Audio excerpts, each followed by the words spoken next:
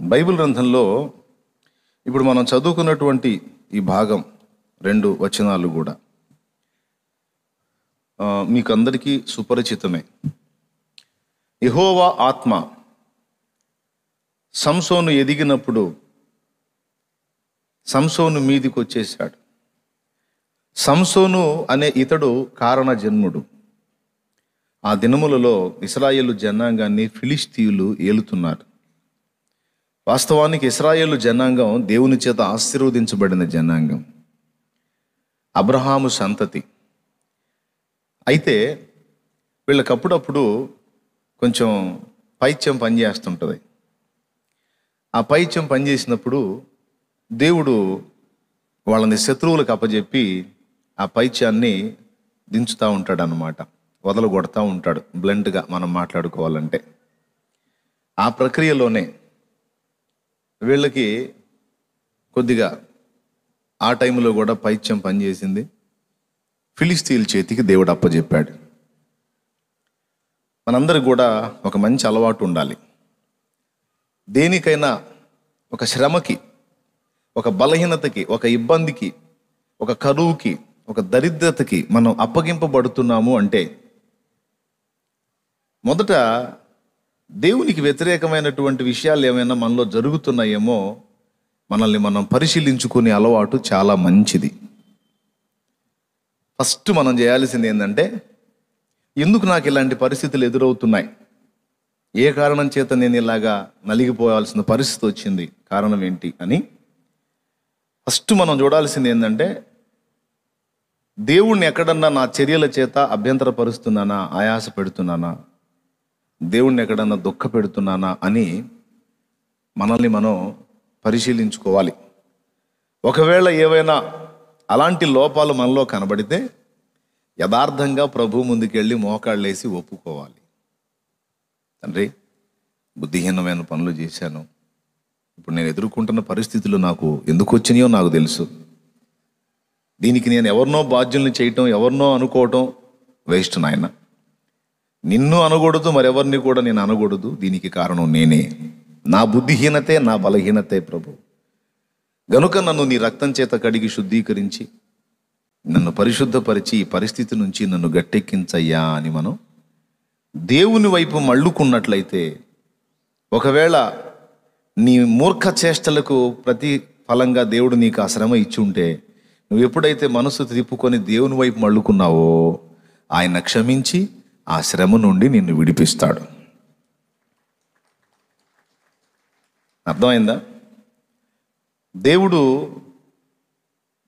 ప్రతి ఒక్కరికి చెప్తున్న మాట ఇది. ఎప్పుడైనా నీకు ప్రతికూల పరిస్థితులు ఏర్పడితే, నువ్వు ఊహించని ఇబ్బందికరమైన ఘట్టాలు నీకు తారసపడితే, మొదట నువ్వు ఆలోచించాల్సింది ఏంటంటే, నా బుద్ధిహీనత ఏమైనా ఉందా, నా తప్పు ఏమైనా ఉందా, లేకపోతే కేవలం నేను నిరపరాధినై ఉండగా నాకు అన్యాయంగా శ్రమ కలుగుతుందా? నీవు నిరపరాధివై ఉండగా అన్యాయంగా నీకు శ్రమ కలిగితే అది నీకు శ్రమ కాదు, ఒక దీవెనల మూట. అర్థమైందా? నీవు నిరపరాధిగా ఉన్నప్పటికీ అన్యాయంగా నువ్వు శ్రమ పొందుతుంటే అది నీకు శ్రమ కాదు, దీవెనల మూట. యోసేపుకు వచ్చినట్టు ఒక దీవెనల మూట అన్నమాట. అట్లాగా మనం ప్రతికూల పరిస్థితులలో విమర్శించుకోవటం చాలా మంచి ప్రక్రియ. ఇశ్రాయేలు జనాంగానికి కూడా అట్లాగా కొన్నిసార్లు ఆ మూర్ఖత్వం పెచ్చరిల్లినప్పుడు దేవుడు బెత్తం వాడతాడు. బుద్ధిహీనుని వీపునకు బెత్తమే తగును, బాలుని హృదయములో మూఢత్వము స్వాభావికముగా పుట్టును, శిక్షాదండము దాన్ని తోలివేయును.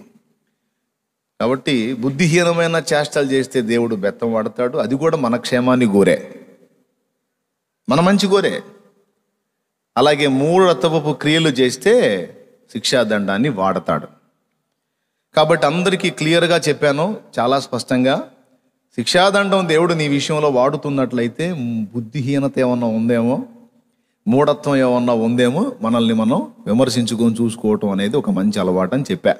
వీళ్ళకు కూడా అలాంటి పరిస్థితి వచ్చినప్పుడల్లా దేవుడు జోక్యం చేసుకొని శత్రువులకు అప్పచెప్తాడు. అదే దేవుడు వాడే బెత్తం. ఆ టైంలో ఫిలిస్తీయులకు అప్పచెప్పాడు. వాళ్ళు ఏళ్తున్నారు, మహా దుర్మార్గులు, చాలా ఇబ్బంది పెడుతున్నారు దేవుని ప్రజల్ని. ఎప్పుడైతే వాళ్ళ చేతుల్లో బానిసలయ్యారో, యాతన పడుతున్నారో, దేవుని వైపు తిరిగి మొరపెట్టడం మొదలుపెట్టారు. అంతా అచ్చం వాళ్ళలాగే మనం, మనలాగే వాళ్ళు, అంత మన పోలికే. ఏ ఇబ్బందులు లేనప్పుడేమో పిచ్చి చేష్టలు చేయటం, ఏదన్నా దెబ్బ తగిలితేనేమో మళ్ళీ దేవుణ్ణి వైపు తిరిగి అయ్యా అయ్యా అని మొత్తుకోవటం. కొంతమంది ఏమో పాపం మొత్తుకుంటారు, కొంతమంది అయితే దేవుణ్ణి తిడతారు, ఏం చేశాడు అని. కానీ వీళ్ళు మొర్ర పెట్టారు దేవునికి, ఏంటి ప్రభువా మా పరిస్థితి అని. ఆ మొర్ర ఆలకించి వాళ్ళని ఫిలిస్తీయుల చేతుల్లో నుండి విడిపించడానికి దేవుడు ఒక కారణము చేత సంసోను అనేవాడిని పుట్టించాడు. ఈ సంసోను బాలుడుగా ఉండి ఎదిగాడు.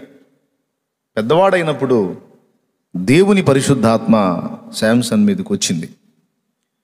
సంసోను మీదకి వచ్చింది. ఆ సంసోను మీదకి వచ్చిన పరిశుద్ధాత్మని తల్లిదండ్రి కూడా గుర్తించలేదు. దేవునికి స్తోత్రం కలుగును గాక. హల్లెలూయా.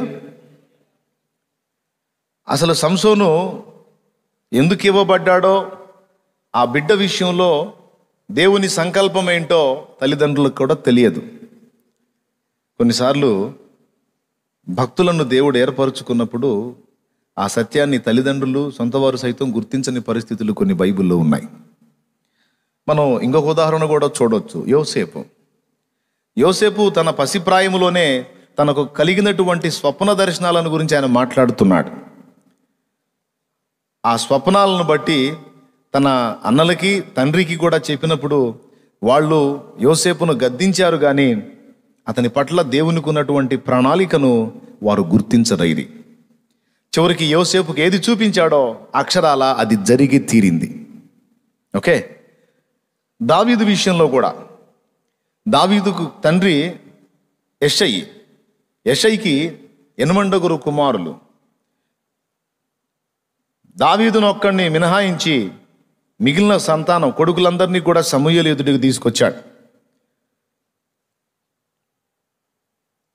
ఇంతవరకైనా నీకు కొడుకులంటే ఇంకనూ ఉన్నాడు, కడసారి వాడు చిన్నవాడు అంటాడు. అతన్ని రప్పించు. 8 కొడుకుల్లో 7 ప్రవర్తన ఒక రకంగా ఉంటే 8వ వాడి ప్రవర్తన ఒక రకంగా ఉంది. ఆ 8వ వాడి మీద దేవుని ప్రణాళిక ఉంది. ఆ 8వ వాడు దేవుని సంబంధి, దేవుని ఏర్పాట్లో ఉన్నాడన్న సంగతి యెషయికి తెలియదు. కొన్నిసార్లు మన మీద దేవునికి ఉన్న ఏర్పాటు, ప్రణాళిక, మనతో దేవుడు మాట్లాడుతూ ఉంటాడు. అది మనకు అర్థమవుతుంటుంది, కానీ మన సొంత వాళ్లకు సైతం అర్థం కాదు. భర్తనేమో దేవుడు తన పని కొరకు పిలుస్తూ ఉంటాడు, భార్యకు అది అర్థం కాదు. కొన్నిసార్లు ఆమె స్త్రీ అయినప్పటికీ దేవుని పని కొరకు దేవుడు ఆమెను రేపుతూ ఉంటాడు, భర్తకు అర్థం కాదు. ప్రభువుకు స్తోత్రం కలుగును గాక. కొన్నిసార్లు పిల్లలు చక్కగా చదువుకొని మంచి ఉద్యోగం సంపాదించి మంచి భవిష్యత్తులోకి వెళ్ళాలని ఆశపడుతున్న తల్లిదండ్రులకు పిల్లవాడు చదువు మీద శ్రద్ధ తగ్గించి దేవునికి దగ్గర అయిపోతూ ఉంటే బాధ కలుగుతూ ఉంటుంది. మళ్ళా వాళ్ళు భక్తులే అయినప్పటికీ ఆ బిడ్డ మీద ఉన్న ఏర్పాటు వారు గుర్తించరు. దేవుని ముందు కూర్చొని అసలు ఏమిటినైనా వాడి విషయంలో నీ ప్రణాళిక అని కూర్చుంటే సావధానంగా దేవుడు దర్శిస్తాడు, మాట్లాడతాడు, వాని విషయంలో నాకు ఏర్పాటు ఉందని చెప్తాడు. కానీ తల్లిదండ్రుల ఆశలేమో లోకం మీద ఉన్నాయి. వాడేదో లోక సంబంధమైన చదువు చదవాలి, ఉద్యోగం సంపాదించాలి, వాళ్ళలాగా వీళ్ళలాగా సంపాదించాలని ఏదో కోరికలు వాళ్ళు కలిగి ఉన్నారు. వాని కోరికలన్నీ కూడా దేవుని మీద ఉన్నాయి. హల్లెలూయా. గుర్తుపట్టరు. సంసోను విషయంలో కూడా అదే జరిగింది.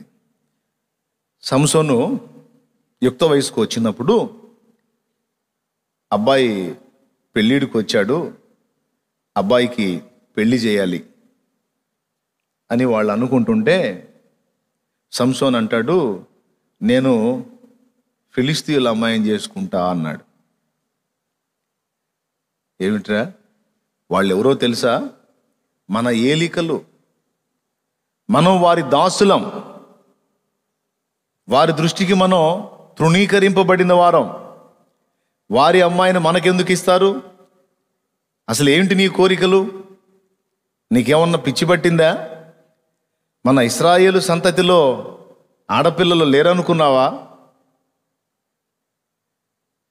ఫిలిస్తీయుల అమ్మాయిని నేను చేసుకుంటానని మాట్లాడుతున్నావేంటి అన్నారు. యెహోవా ఆత్మ సంసోనుని అలా రేపుతున్నాడన్న సంగతి వారు గుర్తించలేదు.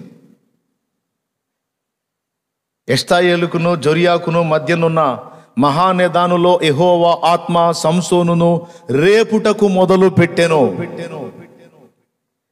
దేవుని ఆత్మ సంసోనును రేపుతున్నాడు. దేనికి రేపుతున్నాడు? దేనికి రేపుతున్నాడు ఒకసారి గమనించారా? ఫిలిస్తీయుల మీద సంసోను యుద్ధం చేయటానికి, వాళ్ళను దెబ్బతీయటానికి దేవుడు శాంసన్ని రేపుతున్నాడు. కయ్యానికి పోవాలంటే ముందు వియ్యానికి కలుపుకోవాలన్నట్టు వియ్యానికి పోతానే ఫిలిస్తీయుల దగ్గరకు అంటాడు. చేసేది లేక వాళ్ళు కూడా మరి మనసులో ఎంత సణుక్కున్నారో ఏమో. ఇక సంసోను చెప్పినట్టు వినాల్సి వచ్చింది. మరి పిల్లలు తల్లిదండ్రుల మాట వినాలి. ఇక్కడ ఈ మాట వినని కొడుకు అయ్యాడు. అది వద్దురా అంటే అదే కావాలంటాడు. ఎందుకు అలా అంటున్నాడు అంటే, ఫిలిస్తీయులకు ఏమైనా చేయుటకు దేవుడు అతనిని రేపెనన్న సంగతి వారి తల్లిదండ్రులు కూడా గుర్తించలేదు అన్నది వాక్యం. ఇక్కడ నేనేం చెప్పాలనుకున్నానంటే, దేవుడు మనల్ని రేపుతాడా? రేపుతాడు అంటుంది ఇక్కడ వాక్యం. దేవుని సంబంధులందరినీ కూడా దేవుని పరిశుద్ధాత్మ ఫిలిస్తీయులకు ఏదో ఒకటి చేయుటకు రేపుతాడు. శత్రువులకు ఏదో ఒకటి చేసి శత్రువుల చేతిలో దాసత్వంలో మ్రగ్గిపోతున్నటువంటి ప్రజలను బంధ విముక్తుల్ని చేయడానికి దేవుని పిల్లల్ని దేవుడు రేపుతాడు. ఇప్పుడు మనకొక ఫిలిస్తీ బ్యాచ్ ఉంది. మనకొక ఫిలిస్తీ బ్యాచ్ ఏంటది? అపవాది సమూహము. ఎఫెసీ పత్రిక 6:12 ప్రకారం మనం పోరాడుచున్నది శరీరులతో కాదు, ప్రధానులతోనూ అధికారులతోనూ ప్రస్తుత అంధకార సంబంధులకు లోకనాథులతోనూ ఆకాశ మండలమందున్న దురాత్మల సమూహములతోనూ మనం పోరాడుచున్నామన్నది వాక్యం. మనకొక ఫిలిస్తీ బ్యాచ్ ఉంది. ఆనాడు ఇశ్రాయేలును శోధించిన ఫిలిస్తీ బ్యాచ్ ఏమో ఒక మనుషులైతే, ఆనాడు ఇశ్రాయేలు దేవుని బిడ్డలందరినీ కూడా బానిసలుగా చేసినటువంటిది ఒక మనుషులైతే, ఈనాడు మానవ జాతి మొత్తాన్ని కూడా ఏలుబడి చేస్తూ దాసత్వానికి లోబరుచుకొని పరిపాలిస్తున్న సమూహము అభినవ ఫిలిస్తీ బ్యాచ్ ఎవరో తెలుసా? దురాత్మలు. దేవుని ప్రజలు రేపబడితే దేని మీద రేపబడతారో అంటే, నాడు అభిషిక్తుడైన సంసోను అప్పటి కాలపు శత్రువుల మీద రేగినట్టు, నేడు దేవుని పరిశుద్ధాత్మ అభిషేకం పొందిన మనందరం కూడా సాతాను సమూహం మీద యుద్ధానికి రేపబడుతూ ఉంటాం. దేవునికి స్తోత్రం కలుగును గాక. వాని బంధకాలలో నుండి ప్రజల్ని బంధ విముక్తుల్ని చేయడానికి, వాని కార్యాలను అడ్డగించడానికి, వాడు పాడు చేస్తూ వచ్చిన జీవితాలని బాగు చేయడానికి, వాడు దేవుని మహిమను ప్రతిమాస్వరూపములకు చతుష్పాద జంతువుల రూపమునకు మార్చి వాడు అవమానపరుస్తుంటే, ఆయన నామాన్ని మహిమపరచడానికి దేవుని ఆత్మ మనల్ని రేపుతూ ఉంటాడు. దేవునికి స్తోత్రం కలుగును గాక. హల్లెలూయా. మనుషులు రకరకాల వాటి కొరకు రేపబడుతూ ఉంటారు. కొంతమంది అంతరంగంలో పగను పెట్టుకొని ఆ పగను రేపుకుంటూ ఉంటారు. ఒకవేళ ఎవరైనా అది మర్చిపోయే అవకాశం ఉంటే వారి సంబంధులు ఆ పగను రేపుతూ ఉంటారు. మీకు దీనికి మంచి తార్కాణం ఉగ్రవాదుల్లోకి కొంతమంది చేర్చబడితే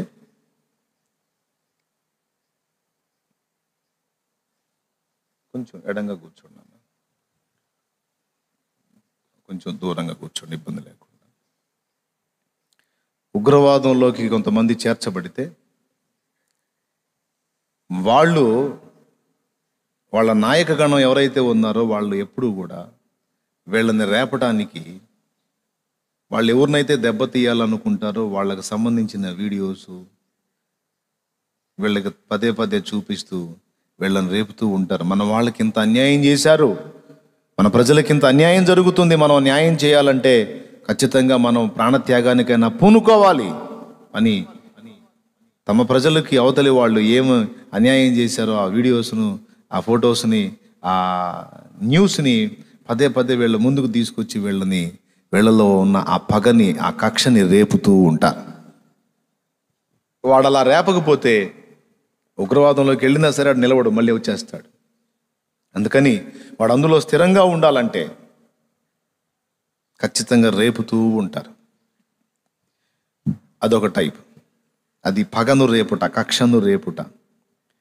కొంతమంది కోపాన్ని రేపుతూ ఉంటారు. ఇప్పుడు భార్యాభర్తల్లో ఎక్కువ జరిగిద్ది. ఇప్పుడు అతను కొంచెం ఏదో బలహీన పడ్డాడు అనుకో, ఈమె కొంచెం తగ్గించుకుంటే బాగుంటుంది, ఇంకా తగ్గించుకోదు. ఆయన ఏంది అంటే ఇంకా డబల్ సౌండ్తో ఏంది అంటది, ఇంకా రెచ్చిపోతాడు, కోపం రేగిద్ది. కోపం రేపుతూ ఉంటారన్నమాట. ఇదొక టైపు.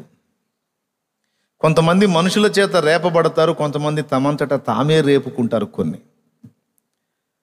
ఇశ్రాయేలు జనాంగం చేసినటువంటి శపితమైనటువంటి ఆరాధనకు గుర్తుగా దేవుడు పచ్చని ప్రతి చెట్టు కిందను కామము రేపుకును వారలారా అంటాడు. కామాన్ని రేపుకుంటారు కొంతమంది. ఇప్పుడు అశ్లీల చిత్రాలు ఎందుకు అంత విచ్చలవిడిగా జనాల్లోకి వెళుతున్నాయి, జనాలు ఎందుకు వాటిని అంతగా చూస్తున్నారు అంటే, మనిషికి 2 ప్రాయాలు ఉంటాయి. ఒక ప్రాయంలోనేమో నిరంతరం ఎక్కువ శాతం మంది యవన బిడ్డలు ఆ లైంగిక ఇచ్ఛలతో, అదే తలంపులతో పదే పదే పదే పదే శోధించబడుతూ ఉంటారు.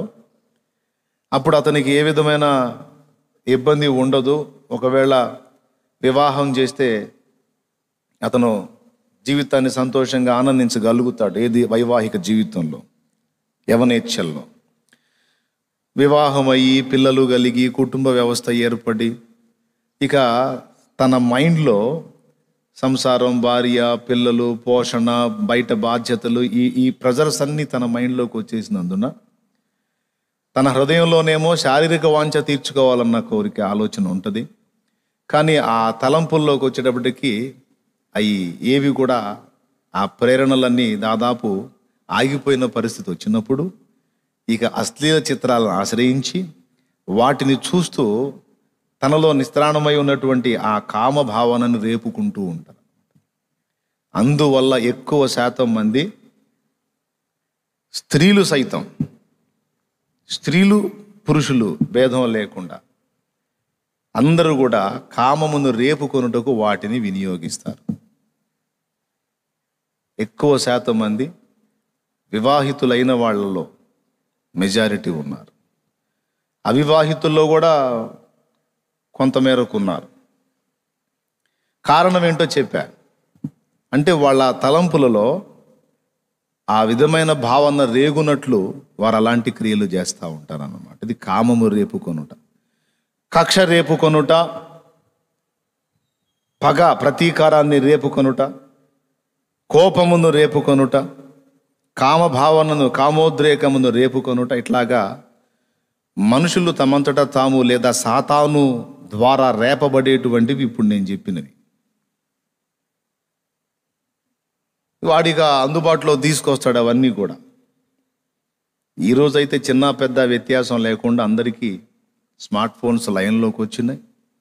అందరూ నెట్ వాడుతున్నారు. ఈరోజు ఆ లైంగిక సంబంధమైనటువంటి నాలెడ్జ్ ఎక్కువ శాతం మందికి పబ్లిక్ అయిపోయి ఇప్పుడు ఈరోజు విచ్చలవిడి పరిస్థితి, పసిబిడ్డల్ని సైతం పాడు చేస్తున్నటువంటి పరిస్థితి. ఒక పాటలో ఈ విషయం కూడా నేను ప్రార్థన చేశాను.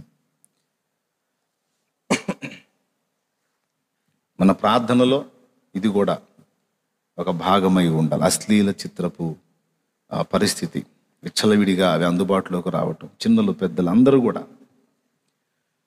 అశ్లీల చిత్రపు ఆగడాలు మితిమీరుచున్నవి, మనుషులలో దుష్కామ వాంఛను రగిలించుచున్నవి.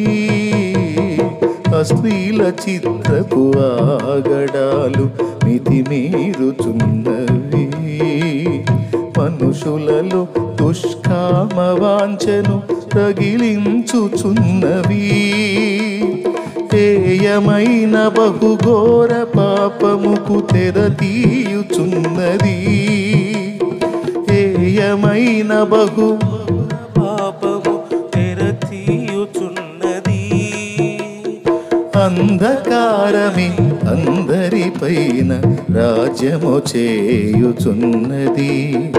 అంధకారమును తొలగించి ఆత్మజ్యోతులను వెలిగించి దీవించు మా తండ్రి మా భారతదేశాన్ని, రక్షించు మా తండ్రి మా ప్రేమ సమాజాన్ని. తప్పు చేసే ప్రతి మనిషి తను చేసే తప్పుకు ఒక లాజిక్ వెతుక్కుంటాడు తెలివిగా. అర్థమైందా? తప్పు చేసేటప్పుడే దానికి సిద్ధపడతాడు అన్నమాట. ఆ సిద్ధపాటులో భాగంగా లాజిక్ వెతుక్కుంటాడు. ఎందుకురా నువ్వు ఈ పని చేసావు అంటే, ఇదిగో ఈ కారణాన్ని బట్టి చేశాను, తప్పలేదు నాకు అని చెప్పడానికి, అవతల వాడిని కన్విన్స్ చేయడానికి ఓ లాజిక్ వెతుక్కుంటాడు. అలాంటి లాజికే ఇప్పుడు నేను చెప్పింది. ఎందుకురా నువ్వు ఆ దరిద్రపై చూస్తున్నావు అంటే అతని లాజిక్ను వెతుక్కుంటాడు అన్నమాట. ఈ కారణం చేత నేను అట్లా ఇదవుతున్నాను. కానీ అది తర్వాత వేరే వేరే సమస్యలకు దారితీసి మొదటికే మోసం వచ్చే భయంకర ప్రమాదానికి గురయ్యే అవకాశం ఉంది. కాబట్టి లైవ్లో చూసేవాళ్ళు కానీ ఇక్కడ ఉన్నవాళ్ళు ఎవరికైనా అలాంటి బలహీనతలు ఉంటే అవి కూడా దేవుని ముందు ఒప్పుకొని సరి చేసుకొని వాటిని విసర్జించండి. దేవునికి స్తోత్రం కలుగునుగాక. హల్లెలూయా. దీని గురించి ఒక డీప్ స్టడీ ఉంది. అది మనం చెప్పుకునేది కాదు, సింపుల్గా ఒక మాట చెప్తున్నా. ఆ పరిస్థితులు ఎవరైనా ఉంటే మారు మనసు పొంది సరి చేసుకొని జాగ్రత్త పడండి, దేవుణ్ణి ఆశ్రయించండి. నీకు కావలసినటువంటి విశ్రాంతి దేవుడు నీ అంతరంగంలో ఇస్తాడు. నీకు జరగాల్సిన సమస్త న్యాయం దేవుడు జరిగిస్తాడు. కానీ సాతాను రేపుతాడు. వాడు ఎట్లా రేపుతాడంటే లాజిక్ చూపించి రేపుతాడు. దేనికి రేపుతాడు అంటే సమస్త చెడుగుకు రేపుతాడు. ఇక్కడ నుంచి జాగ్రత్తగా వినాలి మీరు. దేవుని పరిశుద్ధాత్మ తన బిడ్డల్ని శత్రువుల మీదికి రేపితే మన శత్రువు మనల్ని దేవునికి వ్యతిరేకమైన పాపాలకు రేపుతాడు. ఎందుకంటే అలాంటివి చేసి మనం దేవునికి అసహ్యులమైపోతే అప్పుడు వాడు మనల్ని చేజిక్కించుకోవడానికి కనీసం మనల్ని పాపములో పడవేయటం వల్ల వాడికి 2 లాభాలు ఉంటాయి. బాగా వినండి, 2 లాభాలు. ఒకటేంటంటే మనం వాడి చేత చిక్కి ఆత్మీయంగా బలహీన పడిపోయి ఆత్మలో చల్లారిపోయి ఇంకా ఇంకా ఇంకా ఇంకా విచ్చలవిడితనం అయిపోయి పూర్తిగా మనం నాశనం అయ్యే అవకాశం ఒకటి ఉంటుంది. నెంబర్ 1, ఏది మనల్ని పాపానికి వాడు రేపటం వెనక 2 లాభాలు వాడికి. సరే, మనం ఒకవేళ పూర్తిగా వాడి వశంలోకి వెళ్లకుండా అటు ఇటు అటు ఇటు అటు ఇటు కొంచెం బ్యాలెన్స్గా అడుగులు వేసినా మనల్ని పాపంలో పడవేయటం వల్ల వాడికి వచ్చే 2వ లాభం ఏంటంటే, ఇప్పుడు మనమే బలహీనతలలో ఉన్నప్పుడు ఇంకొకడికి మనం నీతి మాటలు చెప్పాలన్నా భక్తి మాటలు చెప్పాలన్నా మనస్సు రాదు. ఈ చెప్పబోయినప్పుడు లేదు, వాడే చెవి పక్కకు వస్తాడు. నువ్వేం పెద్ద మనిషివా, వాడికి బుద్ధి చెబుతున్నావు? నువ్వు మంచివాడివా, నువ్వు మంచిదానివా, నీ దగ్గర తప్పులు లేవా, నీ దగ్గర లోపాలు లేవా? నువ్వు అదే ఆలోచన చేస్తావు, నువ్వు అట్లనే ప్రవర్తిస్తావు. మళ్ళీ వాళ్ళకి మనం ఎట్లా ఉండాలి అట్లా ఉండాలి. ఆహా, ఏం వేషం, ఏం ముసుగు, ఇది కదా భక్తి నటన అంటే అని మళ్ళీ వాడే నీ చెవుల్లోకి వచ్చి మాట్లాడతాడు. దీనివల్ల ఏం జరిగిద్దంటే, ఈ బలహీనతలకు చిక్కిన వ్యక్తి, ఈ లోపాలలో, ఈ పాపాలలో, ఈ పొరపాట్లలో చిక్కుబడ్డ వ్యక్తి ఏదో దేవుని పాదాలు పట్టుకొని పశ్చాత్తాపంతో దేవుని వైపు తిరిగినా ఇతరులకు చెప్పేదానికి మనస్సాక్షి చేత గద్దింపబడ్డట్టుగా, ఉట్టిదే మనస్సాక్షి ఏమీ అడ్డుపడదు. మనం ఒప్పుకుంటాం పాపాలు, ప్రతిదీ కూడా ఏ చిన్న లోపం జరిగినా దేవుడు క్షమిస్తాడు. తిరిగి మనస్సాక్షి శుద్ధి చేయబడినట్లు ఆయన రక్తాన్ని ఆశ్రయిస్తాం, కడిగేసుకుంటాం, లైన్లోకి వస్తాం. వాడి స్వరం వినిపిస్తూ ఉంటాడన్నమాట. ఎందుకు నువ్వు నీతి బోధిస్తున్నావు? నువ్వు నీతిగా ఉన్నావా? నువ్వు ఉండి చెప్పు. లేవుగా, లేనప్పుడు ఎదుటి నీతి పాఠాలంటే ఇది వేషధారణ కాదా? మళ్ళీ వాక్యమే చూపిస్తాడు. చల్లగానన్నా ఉండు, వెచ్చగానన్నా ఉండు అని చెప్పి నులివెచ్చనగా ఎందుకు? అయిపోయింది, ఇక నీ చాప్టర్ క్లోజ్. ఇక నోరు మూసుకొని కూర్చో. పెద్ద ప్రసంగాలకు బయలుదేరావా? అప్పుడు ఈ వ్యక్తికి చక్కగా అవతల వాళ్ళకి చెప్పి రక్షించే ఛాన్స్ ఉన్నా, ఆ జ్ఞానం ఉన్నా, ఆ విధమైన అభిషేకం ఉన్నా, అది వినియోగించకుండా వీడు ఆ వ్యక్తి యొక్క బలహీనతల లోపాలే చూపించి అవతల వాళ్ళ విషయంలో దేవుని పని వీళ్ళు చేయకుండా అడ్డుపడతాడు. అది 2 లాభాలు వాడికి. కాబట్టి ఈ లాభాలు వాడికి దొరకాలి అంటే ముందు వాడు మనల్ని చిక్కించుకోవాలంటే దేనికి రేపాలి? మనల్ని పనికి మాలిన పనులకు రేపాలి. అందుకే ఇద్దరు మనల్ని రేపడానికి ప్రయత్నిస్తారు. ఇది గుర్తించండి. ఒక పక్క దేవుని పరిశుద్ధాత్మ దేవుని సంబంధమైన విషయములు మనం చేయునట్లు మనల్ని రేపుతూ ఉంటాడు. మరోపక్క దురాత్మ దేవ వ్యతిరేకమైన కార్యాలు చేయునట్లు మనల్ని రేపుతూ ఉంటాడు. ఇక్కడ ఎవరికి తలొంచాలో, ఎవరి ప్రేరేపణకు లొంగాలో నిర్ణయించాల్సింది మనమే. అర్థమైందా? ఒక పక్కేమో పరిశుద్ధాత్మ దేవుని సంబంధమైన కార్యాలకు రేపుతుంటే, మరో పక్క దురాత్మ పనికి మాలిన పనులకు రేపుతూ ఉంటే, దేనికి లోబడాలో దేన్ని వ్యతిరేకించాలో నిర్ణయించుకోవాల్సింది మనమే.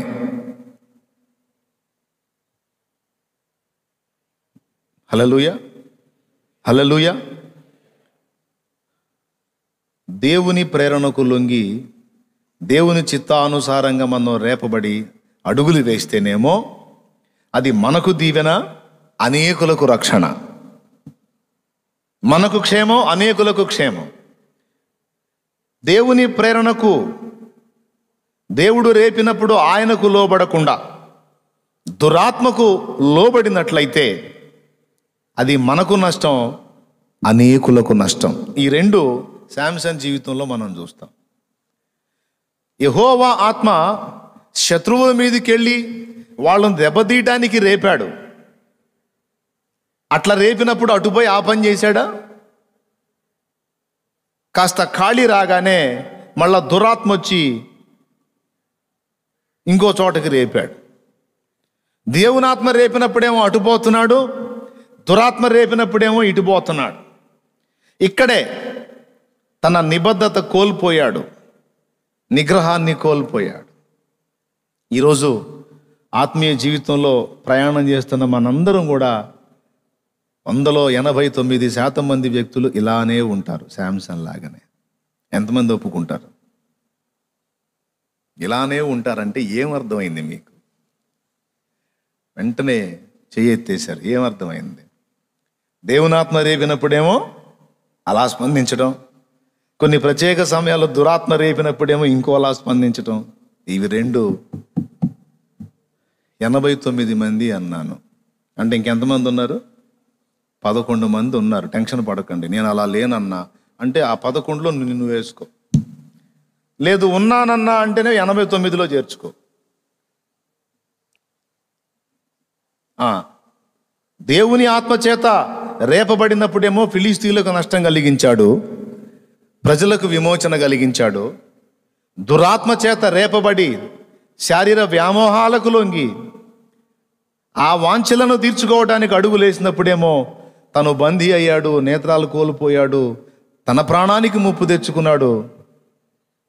తను ఏ కారణం చేత జన్మించాడో ఆ కారణం మిస్ అయిపోయింది, గురి పోగొట్టుకున్నాడు.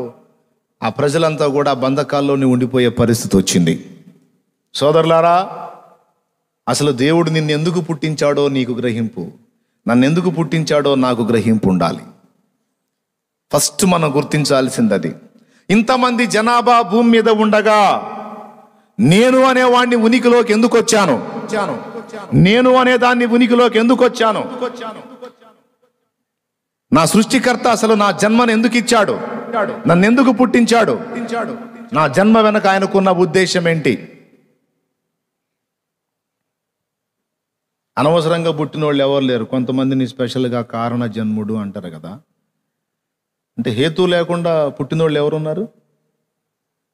ప్రతి వ్యక్తిని కూడా ఏదో ఒక హేతువు నాశించి, ఏదో ఒక ఉద్దేశం కలిగి, ఏదో ఒక ప్రణాళిక కలిగి, ఏదో ఒక ఆశ కలిగే దేవుడు చేశాడు.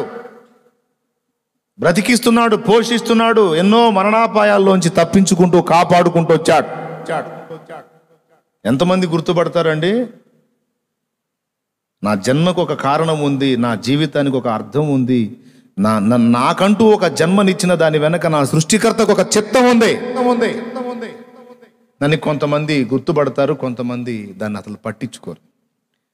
పట్టించుకొని బ్రతుకులేమో అర్థం లేకుండా ముగించి పడతాయి, పట్టించుకొని అడుగులు వేసిన బ్రతుకులేమో ఆయన చిత్తాన్ని నెరవేర్చి అనేకులకు ఆశీర్వాదకరంగా మారతాయి. అసలు నన్ను దేవుడు ఎందుకు పుట్టించాడు? ఆ కారణం ఏంటి? ఇంతమంది జనులు ఉండగా నన్ను భూమి మీదకి పంపించడం వెనక ఆయన ఉద్దేశం ఏంటి? దాన్ని నెరవేర్చినప్పుడు నాకు నా జన్మకు అర్థం ఏంటి? మోకాళ్ళు ఉన్నప్పుడు మన ప్రార్థన ఈ దయ ఉండాలి. ఏ దయ ఉండాలి అంటే, దేవా, ఏ ఉద్దేశంతో నన్ను నీవు భూమి మీదకి పంపించావో, ఏ సంకల్పంతో నన్ను నువ్వు సృష్టించావో, ఏ కారణం చేత నన్ను భూమి మీద నువ్వు పుట్టించావో, ఆ నీ చిత్తము నా జీవితంలో నెరవేరనప్పుడు నాకు ఈ బ్రతుకు అవసరం అంటావా అని మనం ఆయన ముందు కూర్చోవాలి. ఎందు నిమిత్తం నన్ను నీవు నిర్మించావో, ఏ ఉద్దేశంతో నన్ను చేశావో అది నెరవేర్చినట్లు నాకు జ్ఞానం ఇవ్వు, ప్రత్యక్షత నివ్వు, నడిపింపు నివ్వు, నెరవేర్చు. అది నెరవేరనప్పుడు ఎందుకు నేను భూమి మీద ఉండాలి ప్రభువా? తినేదానికా, తాగేదానికా, సుఖించేదానికా? ఏది చేసినా ఒక తృప్తి, సంతోషం లేదే. ఎండమావి దాహం తీర్చినట్టుగా ఈ ఐహిక విచారాలు ఎన్ని పొందినా ఇంతవరకు తృప్తి తీరలేదే. దాహం తీర్చలేని దానికోసమేనా నా వెంపర్లాట, నా బ్రతుకు? ఇంతోటి భాగ్యానికే నా దేవా నన్ను భూమి మీదకి పంపించావయ్యా? కాదు కాదు, ఏదో ఉంది నా పట్ల, నీ ప్లాన్ ఏదో ఉంది, ప్రణాళిక ఏదో ఉంది. ఏదుందో నాకు చెప్పు, అది నెరవేర్చడానికి నాకు శక్తినివ్వు, అది నెరవేర్చున్నట్లు నన్ను వాడుకో. ఇది మన ప్రార్థన దేవుని ముందు అయి ఉండాలి. అప్పుడు దేవుడు తన సంకల్పం నీకు ప్రత్యక్షపరుస్తాడు. నువ్వు అడిగావుగా, నీ కొరకు నన్ను పుట్టించావు గనుక నీ కొరకే నా బ్రతుకు ఖర్చగున్నట్లు నన్ను కనికరించుమని దేవుని యథార్థ హృదయంతో మొర్రపెట్టావు గనుక తప్పకుండా ఆయన సంకల్పం నీలో నెరవేరుస్తాడు. దేవునికి స్తోత్రం కలుగునుగా. ఈ ప్రార్థన ఎవరు యథార్థంగా దేవుని ముందు చేస్తారో ఖచ్చితంగా వాళ్ళకి సమాధానం దేవుడు అనుగ్రహిస్తాడు. అప్పుడు రేపటం మొదలు పెడతాడు నిన్ను దేనికి పిలిచాడు. ఎందుకంటే లోపట్టానికి నిన్ను అప్పగించుకున్నావు గనుక. శాంసన్ దేవుని ప్రేరణకు లొంగి దేవుని ఆత్మచేత రేపబడినప్పుడేమో శత్రువులకు నష్టం కలిగించి ప్రజలకు రక్షణ కలిగించాడు. దురాత్మ రేపినటువంటి ఆ ప్రేరణకు లొంగిపోయినప్పుడేమో ప్రజలకు నష్టం, తనకు నష్టం, శత్రువులకు విజయం. బక్కరా అయిపోయాడనమాట శత్రువుల ముందు. ఈరోజు చాలామందిని సైతాను గడానే చిక్కించుకొని చాలామందిని బకరాలను చేసి వాడు పండగ చేసుకుంటున్నాడు. హబక్కూకు మొత్తుకున్నాడు ఇదే విషయాన్ని. హబక్కూకు ప్రవక్త గ్రంథం ఒక్కసారి తీసుకుందాం. మొదటి అధ్యాయము 14వ వచనం. ఏలిక లేని చేపలతోనూ ప్రాకు పురుగులతోనూ నీవు నరులను సమానులనుగా చేసితివి. చూడు 15వ వచనం. వాడు గాలము వేసి మానవులనందరినీ గుచ్చి లాగి ఉన్నాడు, ఉరులు ఒగ్గి చిక్కించుకొనొచ్చున్నాడు. వాడు తన వలతో వారిని కూర్చుకొని సంతోషపడి గంతులు వేయుచున్నాడు. ఎంతమంది వాని చేత రేపబడి వాడి ప్రేరణకు లొంగారో వాళ్ళందరినీ కూడా వాడి గాలానికి గుచ్చాడట. వాడి వల చేత చిక్కించుకొని వాడు సంతోషపడి గంతులు వేయుచున్నాడట. ఆహా నాకు చిక్కావు, ఆహా నాకు చిక్కావు. భక్తుడు ప్రవక్త దేవునికి మొర్ర పెడుతున్నాడు. ఎందాక వాడు అట్లా చేస్తాడు ప్రభువా, నువ్వు ఎందాక ఊరుకుంటావు, నీ ప్రజల్ని గదిలిచ్చవా అని భక్తుడు ప్రార్థన చేస్తున్నాడు. తర్వాత చదువు. కావున 16వ వచనం. వల వలన మంచి భాగమును పుష్టినిచ్చు భోజనమును తనకు కలుగుచున్నవని వాడు తన వలలకు బలులు నర్పించుచున్నాడు, తన ఉరులకు ధూపం వేయుచున్నాడు. వాడు ఎల్లప్పుడూ తన వలలో నుండి దుమ్మరించుచుండవలెనా, ఎప్పటికీ మానకుండా వాడు జనములను హతము చేయుచుండవలెనా. ఎందాకయ్యా వాడికి అవకాశం ఇస్తావు అని ప్రవక్త ప్రార్థన చేస్తున్నాడు దేవునికి. దేవునికి స్తోత్రం కలుగునుగాక. హల్లెలూయా. ప్రియులారా, నేను చెప్పే సంగతులు మీలో ఎంతమందికి అర్థమవుతున్నాయో నాకు తెలియదు, కానీ చాలా స్పష్టంగా నేను విషయాన్ని అందిస్తున్నా. ఎవరి చేత మనం రేపబడుతున్నామో మనం ఖచ్చితంగా పరిశీలించుకోవాలి. మీరు గమనించండి, దేవుని చేత మనం రేపబడటమే కాదు, పరిశుద్ధాత్మ ఎలాగైతే మనల్ని రేపుతున్నాడో మనము ఇతరులను రేపుటకు కూడా దేవుడు మనల్ని పిలిచాడు. ఇది చెప్పాలనే నేను ఈ అంశాన్ని ఎత్తుకున్నాను. తాను ఎలాగైతే మనల్ని రేపి తన పని కొరకు మనల్ని ప్రత్యేకపరుచుకొని భద్రపరిచాడో, మీలో అనేక మంది దేవుని చేత రేపబడి దేవునితో అనుబంధాన్ని ఏర్పరచుకొని దేవుని పనిలో పాలివారై దేవునికి ఇష్టలుగా ఉన్నారు. సంతోషం, దేవునికి స్తోత్రం. అందరూ అనలా, అనేక మంది అన్న అంటే కొందరు మినహాయించి, అది పడతా లెగుస్తా ఉన్నాళ్ళు కొంత కొద్ది గొప్ప మినహాయించి ఎక్కువ శాతం మంది దేవుని ఆత్మకు వశమై దైవ ప్రేరణకు లొంగి దేవుని పనిలో పాలిభాగస్తులై మంచి ఉన్నత స్థితిలోనే ఆత్మీయంగా ఉన్నారు.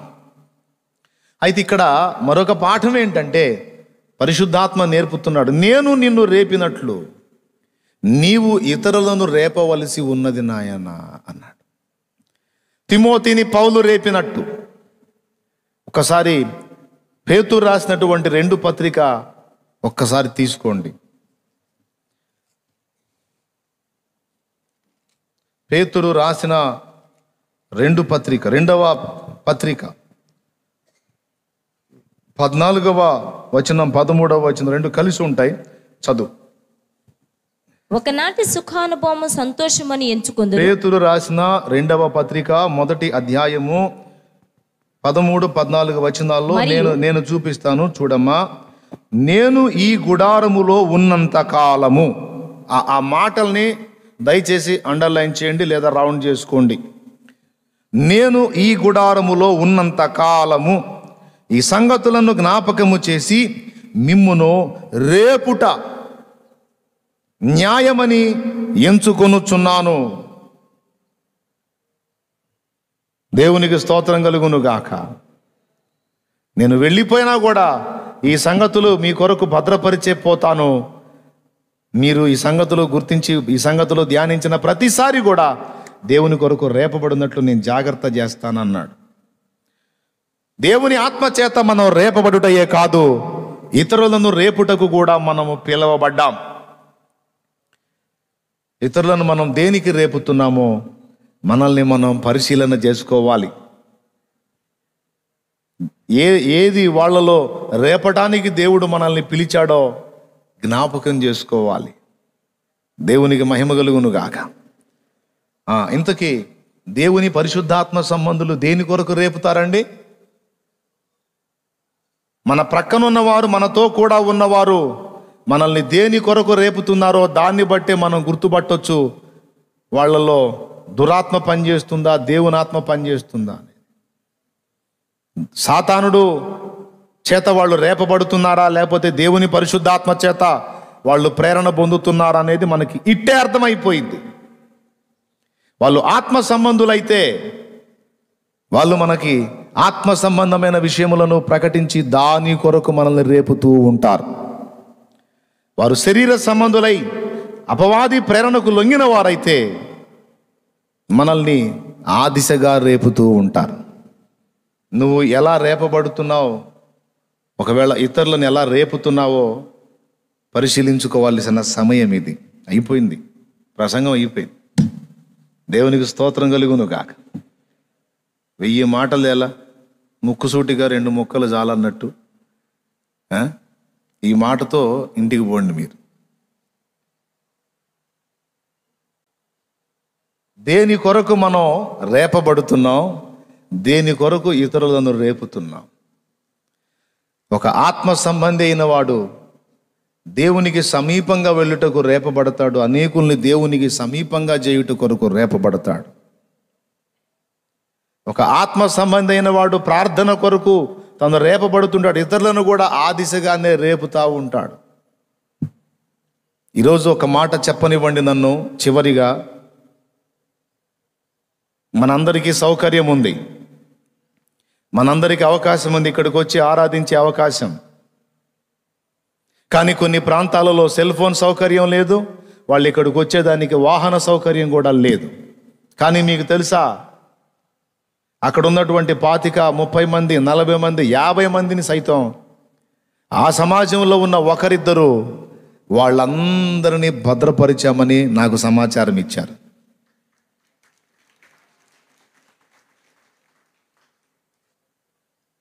అన్నా, సన్నిధికి దూరమయ్యాం, సహవాసానికి దూరమయ్యాం, లైవ్లో వాక్యం వినడానికి మాకు ఫోన్ సౌకర్యం లేదు, ఫోన్ ఉన్నా ఇక్కడికి సిగ్నల్ అందదు, మాకు టవర్స్ దూరంగా ఉన్నాయి, మాకు చాలా ఇబ్బందిగా ఉంది. అయినప్పటికీ అంతకు మునుపు నువ్వు చెప్పిన సంగతులని మా మనసుల్లో పెట్టుకొని ఇక్కడున్నటువంటి బిడ్డలందరినీ కూడా దర్శిస్తూ వాళ్ళ ఆత్మీయ జీవితంలో దిగజారిపోకుండా, రక్షణలో నుండి తొలగిపోకుండా, భయము విడిచి విచ్చలవిడితనానికి వెళ్ళిపోకుండా, ఇదిగో నాకు చేతనైనంత మట్టుకు కొంతమందిని దేవుని కొరకు నేనే రేపుచున్నాను అని చెప్పిన వాళ్ళు ఉన్నారు. నా హృదయం గంతులు వేసింది ఆ మాట విన్నప్పుడు. దేవునికి స్తోత్రం కలుగును గాక. హల్లెలూయా. ఇది మన బాధ్యత. మన కుటుంబాన్ని మనం రేపాలి, మన స్నేహితులను మనం రేపాలి, మన సమాజంలోని వ్యక్తులను రేపాలి. దేని కొరకు రేపాలి? ముసలమ్మ ముచ్చట్ల కొరక, వేరే టైంపాసుల కొరక, వేరే వేరే కార్యకలాపాల కొరక కాదు, కాదు. దేవుని సంబంధమైన విషయముల కొరకు మనం రేపాలి. ఇది దేవుని పిలుపు.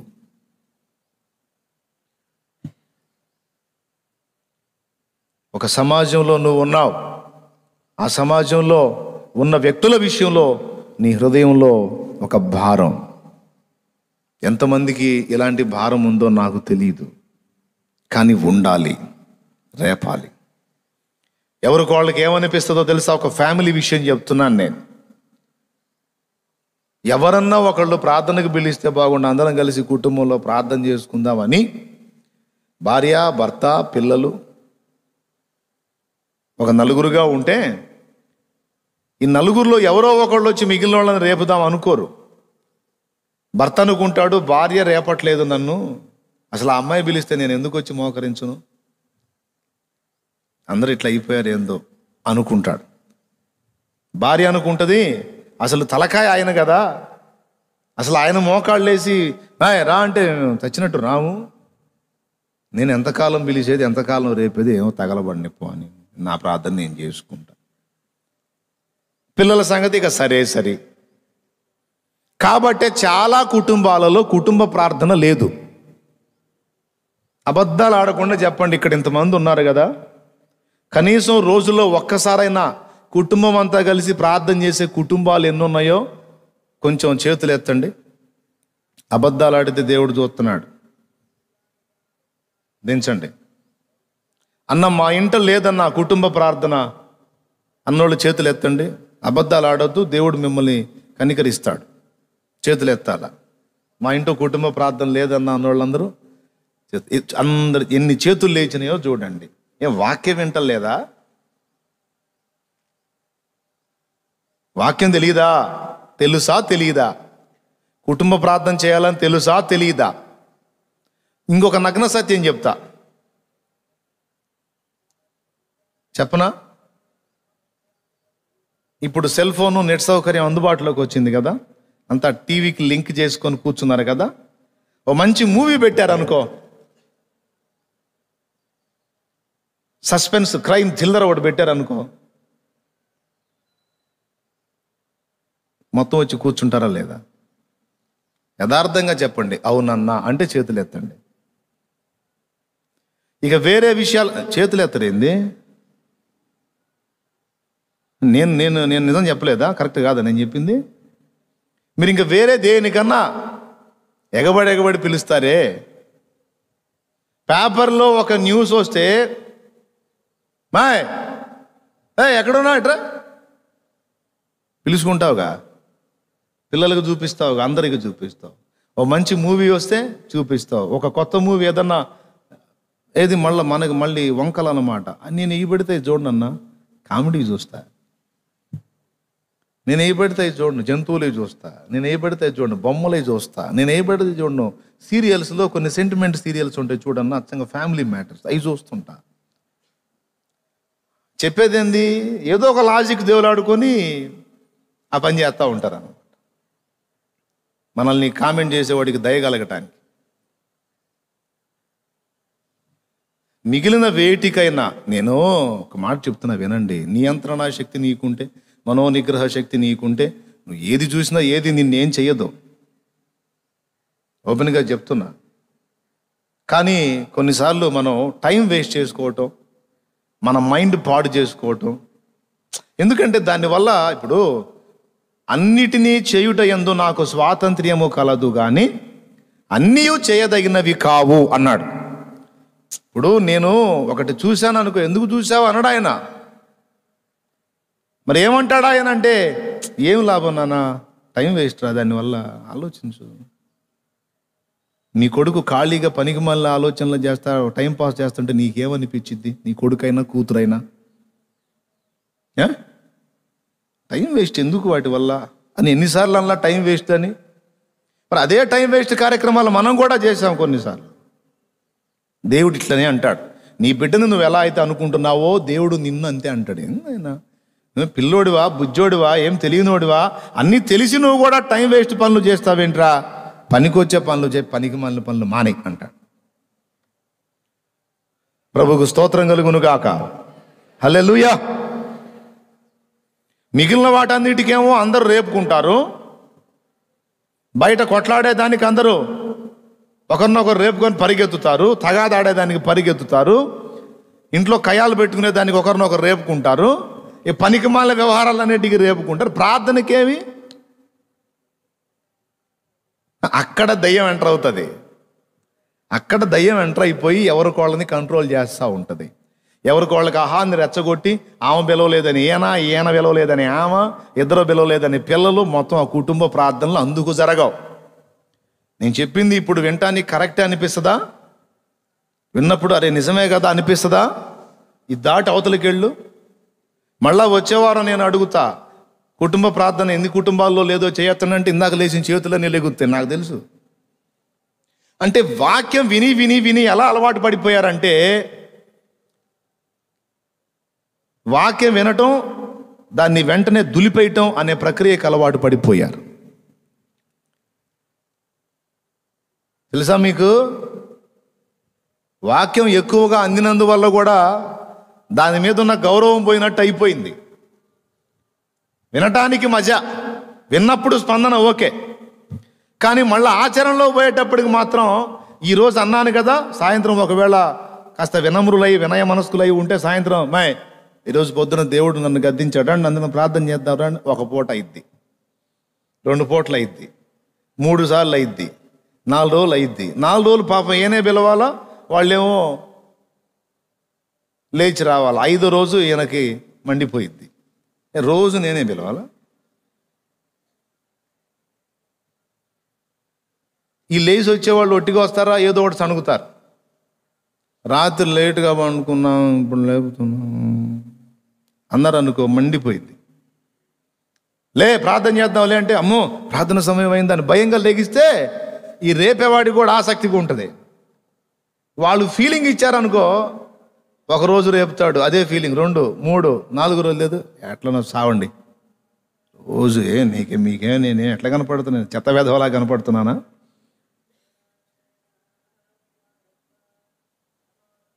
పురుషుల్లో అయితే ఎక్కువ ఇదే పని చేస్తుంది. నేను మంచిగా ఉండి మంచిగా ప్రార్థన చేస్తే మాట వినరు మీరు, నాలో వాడు పాతోడు ఉంటేనే మీరు మాటనేది అని చెప్పి ఊరికే పాతోడిని తీసుకొచ్చి పెట్టుకుంటా ఉంటా. నేను చెప్తున్నా, ఎందుకు పాతోడిని పద్దాకలా, వాడు సచ్చాడుగా, వాడిని సాగుకొట్టినోడిని అంతే ఉంచండి, మళ్ళీ వాడిని ఎందుకు పునరుద్ధానం చెందించడం? ఏం విరిగిపోయి తగ్గించుకుంటే ఏమైంది బ్రతిమలాడు.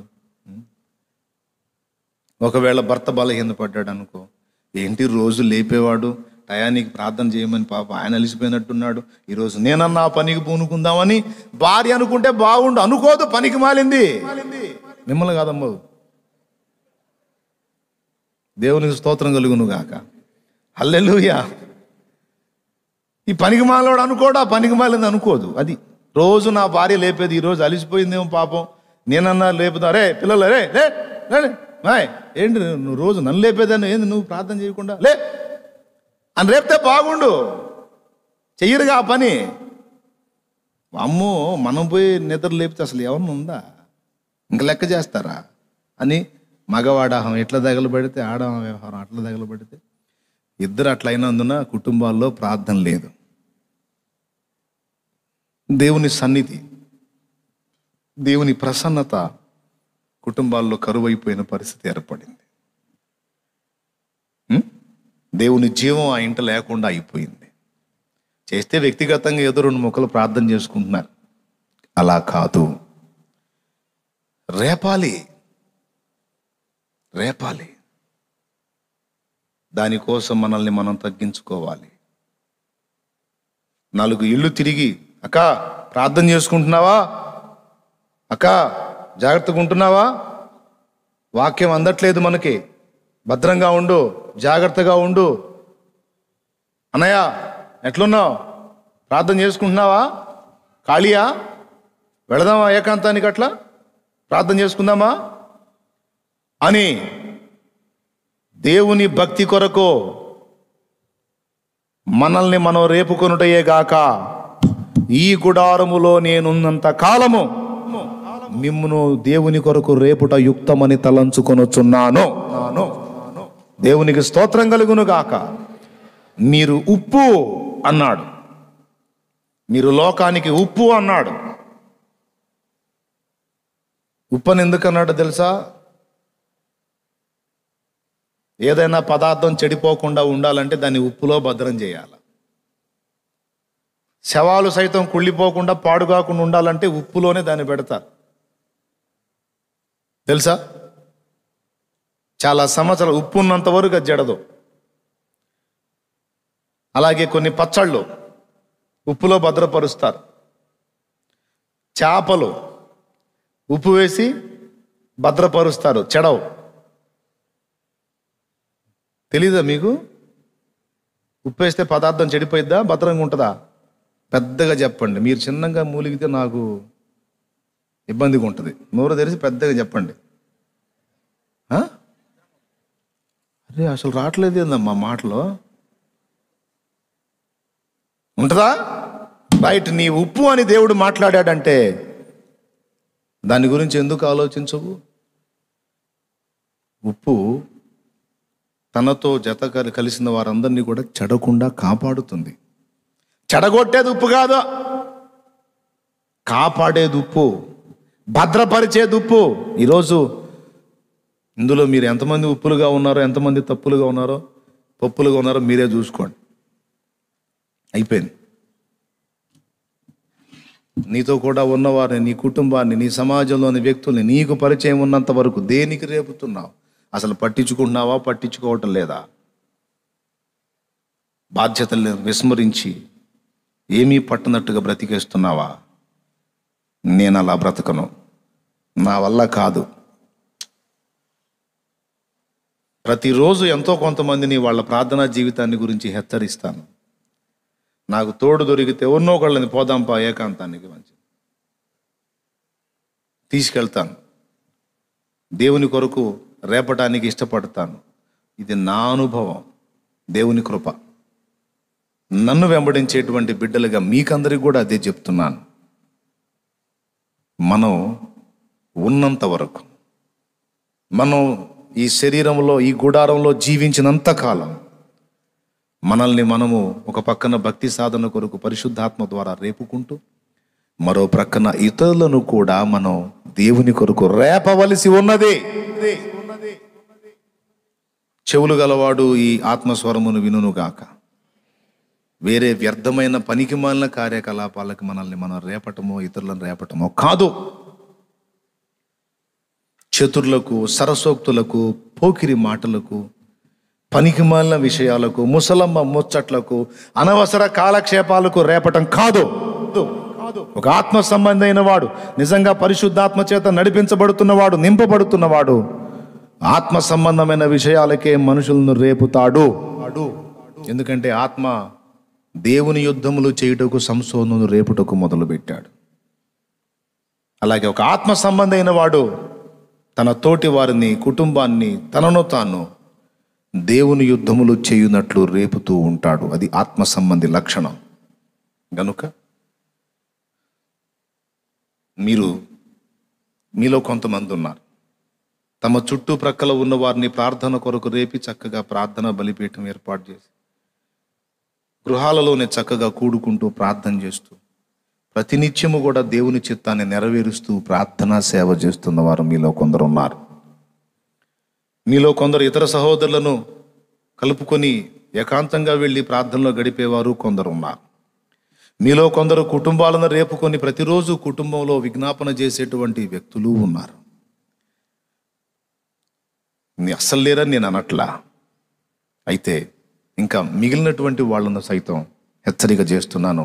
ఆల్రెడీ బాగుగా ఇలాగ నేను చెప్పిన కొలతలో ఉన్నవారు మరి ఎక్కువగా రేపబడినట్లు దేవుని ఆత్మచేత ప్రేరేపించబడి ఈ మాట మీకు చెప్తున్నాను.